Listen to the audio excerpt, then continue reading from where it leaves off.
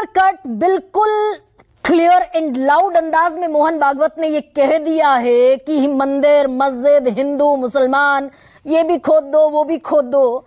ये सब दरअसल हिंदू नेता बनने का एक कंपटीशन है, एक होड़ है। किसे कह रहे हैं मोहन भागवत? देखिए, राजनीतिक जीवन और राष्ट्रीय जीवन में एक आधारभूत अंतर होता है और राष्ट्रीय स्वयंसेवक संघ किसी राजनीति को देखकर, प्रचलित राजनीति को देखकर अपना बयान नहीं देता है। मोहन भागवत जी ने एक बड़े फलक पर बात कही है और जिस तरह से आपने अभी अपने इंट्रोडक्शन में कहा, मुझे बहुत अच्छा लगा। उसमें आपने कई रचनात्मक बातें कही, उन्हीं में से 2-3 बातें मैं यहाँ रेखांकित करूंगा। पहली बात, मोहन भागवत जी के इस जो सहजीवन व्याख्यान माला है, इसका मैं एक महत्व बता दूं। 50 साल पहले संघ के तृतीय सरसंघ चालक बाला साहब देवरस जी ने पुणे में ही बसंत व्याख्यान माला दिया था, जिसमें संघ की प्राथमिकता में अनटचेबिलिटी को हटाने का रखा, जिसपे संघ ने बड़ा काम किया और काम कर रहा है। आज मोहन भागवत जी ने देश में जो चल रही पंथ निरपेक्षता की परिभाषा, उसमें एक महत्वपूर्ण हस्तक्षेप किया। उसमें हस्तक्षेप क्या है?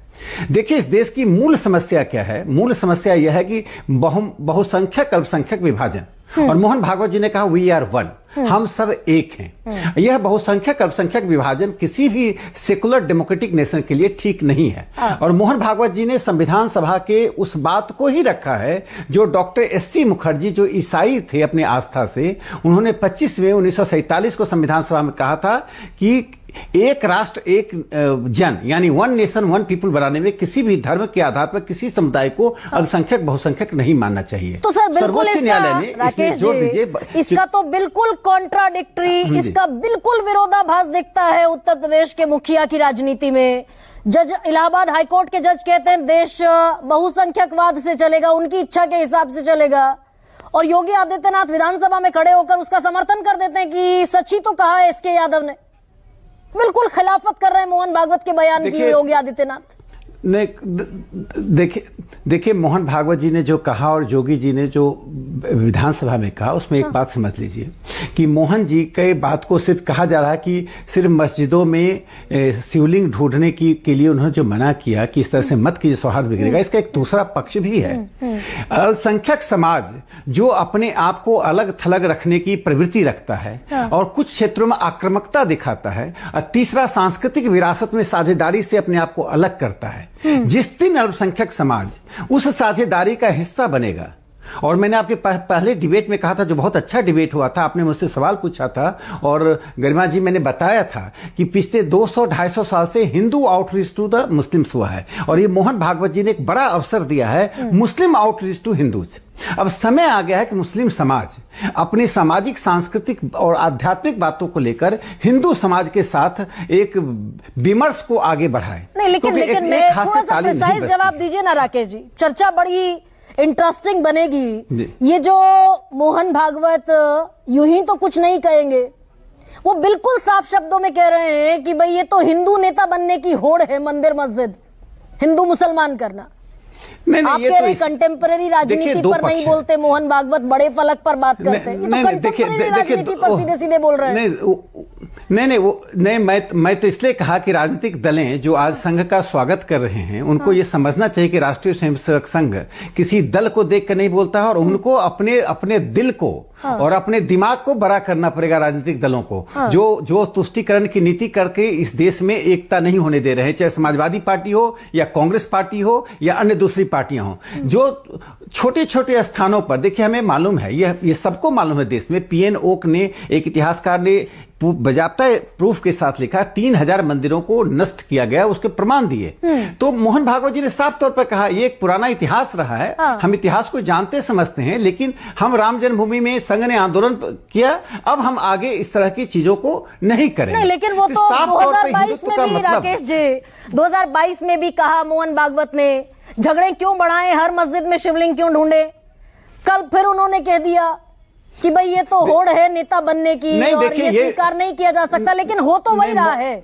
संभल को क्या इसी हिंदू मुस्लिम पॉलिटिक्स की प्रयोगशाला बनाने की कोशिश की गई क्या? यही हो रहा है ना। देखिए, कुछ स्थानों पे मंदिर के नीचे मस्जिद ढूंढी जा रही है, मस्जिद के नीचे मंदिर। देखिए, भारत एक सभ्यताई देश है। इस सभ्यता का इतिहास पुराना रहा है। इस्लाम से पहले जो धर्म स्थान थे उसके ओरल हिस्ट्री हमारे पास है। मोहन भागवत जी ने उसी बात को कहा कि इस बात को होते हुए भी हम सौहार्द का रास्ता प्रशस्त करें, और प्रशस्त करने में जो आज इंडोनेशिया का एक मॉडल दिया जाता है कि इंडोनेशिया के मुसलमानों की बार बार कहते हैं, वहां सुकर्णो नाम रखा जाता है, वहां कार्तिकेय नाम रखा जाता है, वहां जो वायुयान सेवा है उसका नाम गरुड़ है। तो जो हम इंडोनेशिया का मॉडल देते हैं, तो हम क्यों नहीं भारत में एक मॉडल दे सकते हैं? भारत के हम सब मिलकर इसमें मुसलमानों की बड़ी भूमिका होगी। नहीं, जब ये सूबे के अलग थलग रहने की प्रवृत्ति है, ये बिल्कुल वजह बात कह रहे हैं आप, लेकिन क्या ये सत्ता पक्ष की जिम्मेदारी हो जाती है क्या? जो लोग संवैधानिक पदों पर बैठे हैं वो क्या ये कहेंगे कि बहराइच में रामगोपाल मिश्रा को निर्मम तरीके से निर्दोष होते हुए मार दिया गया? रामगोपाल मिश्रा किसी के घर में भगवा झंडा फहरा रहा था। तो एक पक्ष की एक खुली जो पैरोकारी है, घर में ये जिम्मेदारी सत्ता की है क्या? सुन लीजिए। नहीं, ये गरिमा जी, मैं आपकी इस बात से अंतर रखता हूं। मैं आपके घर में अगर गया, आप मुझे पुलिस के हवाले करने की जगह यदि मेरी हत्या करती हैं, तो मुझसे बड़ी दोषी आप होंगी। बिल्कुल है, लेकिन अगर वो भगवा झंडा फहराने गए थे, नहीं, यही आक्रमक देखेंगे तो निर्दोष तो नहीं था ना? नहीं, देखिए उन्होंने जो उत्तेजनात्मक काम यदि किया, भगवा झंडा फहरा को उनके घर में, उसका जवाब हत्या नहीं है। यह कह देना कि वो हत्या सही है, इसका अर्थ है हम वायलेंस, कल्चर ऑफ वायलेंस बढ़ा रहे हैं। यही मुस्लिम आक्रामकता जो है कुछ क्षेत्रों में है। इसी मुस्लिम आक्रामकता को कम करने की जरूरत है, और मुस्लिम समाज को पहल करने की आवश्यकता है। आज मोहन भागवत जी ने एक बड़ी जमीन तैयार की है। एक second, with due respect sir, आप जानते हैं मैं सम्मान करती हूं आपका, लेकिन ये हिंदू कि भाई बहराइच में रामगोपाल मिश्रा निर्दोष था, ये कहना जरूरी था। संभल में 209 हिंदुओं की निर्मम हत्या हो गई। संभल में 209 हिंदुओं की हत्या हो गई, और विधानसभा में खड़े होकर कहेंगे कि अल्लाह अकबर मुझे पसंद नहीं, कोई मान लेगा क्या? जय श्री राम का नारा सांप्रदायिक नहीं है। मोहन भागवत कह रहे हैं कि भाई हर जगह थोड़ी लगा दोगे जय श्री राम का नारा। नहीं, वो देखिए, दोनों में कोई कंट्राडिक्शन नहीं है। मोहन भागवत जी ने तो कभी नहीं कहा कि जय श्री राम का नारा सांप्रदायिक है। इस देश में, इस दुनिया का कौन व्यक्ति कहेगा भगवान राम का नाम लेना सांप्रदायिक है? जय श्री राम का नारा लगाने से किसी को चिढ़ होती है, तो यह अस्वाभाविक बात है, असहज बात है। नहीं, और मोहन भागवत जी ने जो कहा कि वो व्यक्ति, नहीं, मोहन भागवत ने ही कहा। मिश्रा जी ने क्या किया? मिश्रा जी की हत्या क्यों हुई? एक सेकेंड राकेश जी, मिश्रा जी ने कौन सा गलत काम किया कि हत्या कर दी जाए? मोहन भागवत का ही बयान है कि देखो, हर बात के लिए खास जगह होती है। ये बात नारों पर भी लागू होती है कि जय श्री राम का नारा हर जगह थोड़ी लगा देंगे, श्रद्धा का विषय है। देखिए, मोहन भागवत जी ने जो एकदम मोहन भागवत जी ने बहुत उचित और नैतिक बात कही है। क्यों उचित और नैतिक बात का है? इसके पहले संघ के द्वितीय सरसंचालक परम पूज्य गुरु जी ने कहा था कि out of reaction you can not provide the leadership to Hindus. प्रतिक्रिया के कारण आप हिंदुओं का नेतृत्व नहीं कर सकते हैं प्रतिक्रियावादी होकर। उन्होंने आगे भी कहा था, इस देश में यदि एक भी मुसलमान और एक भी मिशनरी नहीं होता, तब भी राष्ट्रीय स्वयंसेवक संघ की स्थापना होती, संघ काम करता। मोहन भागवत जी उसी को आगे बढ़ाते हुए कहा कि हम किसी काम को इसलिए नहीं करेंगे किसी को चिढ़ाना है, किसी काम को इसलिए नहीं करें इससे उस काम की भी महत्ता कम हो जाती है, कम होती है। और यही हो रहा है क्या उत्तर प्रदेश में राकेश जी? मैं सिर्फ नहीं हो रहा, नहीं, सुनिए, हर पार्टी में मैंने, गरिमा जी, मैंने पहले भी कहा कि हर समाज में, हर पार्टी में कुछ बड़बोले लोग होते हैं, वो चिन्हित हैं। उनका नाम बताने की जरूरत नहीं है, ना आपको पूछने की जरूरत है। तो योगी आदित्यनाथ बड़बोले हैं फिर? उनकी समाज सूबे के मुखिया, नहीं, सबसे बड़े सूबे के मुखिया बड़बोले हैं। आप जोगी जी को कहां से ला रहे हैं? विधानसभा में वो खुलेआम अगर कहेंगे, कौन सा काम किया जिसके कारण बड़बोला कहें? 14 लड़के दोषी, 14 लड़के आरोपी थे। लिस्ट में सिर्फ मुस्लिम और यादव का नाम पढ़ेंगे। 209 हिंदुओं की हत्या हो गई। देखिए, सनातन सबको प्रश्रय देता है। एक बात सुन लीजिए, जो नहीं, आपको गरिमा जी, आपको योगी जी को टारगेट करना कीजिए, लेकिन योगी आदित्यनाथ जी ने ऐसा एक भी काम नहीं किया है जिसको सांप्रदायिक काम कर सकते हैं। योगी जी ने उत्तर प्रदेश में माफिया राज से मुक्त किया है। योगी जी ने उन लोगों को समाप्त किया जो एक्सटॉर्शन करते थे। आज उत्तर प्रदेश में जिस तरह से निवेश बढ़ रहा है, उत्तर प्रदेश में जो कानून व्यवस्था सुधरी है, अगर योगी जी नहीं होते तो शायद यह स्थिति नहीं बन पाती। बहुसंख्यकवाद को बढ़ावा भी तो देते हैं, सभी जातियों के लोग, बैक करते हैं एसके यादव को विधानसभा के मंच पर खड़े होकर। बहुसंख्यकवाद से चलेगा देश। देखिए, उनका एक बात समझ लीजिए, यह बात तो नेहरू ने भी कहा दिया था। नेहरू ने 24 जनवरी 1948 को अलीगढ़ मुस्लिम यूनिवर्सिटी में क्या कहा था कि मैं हिंदू हूं, आप मुसलमान हैं, क्या आप इस संस्कृति के साझेदार हैं कि नहीं? पूछा उन्होंने सवाल।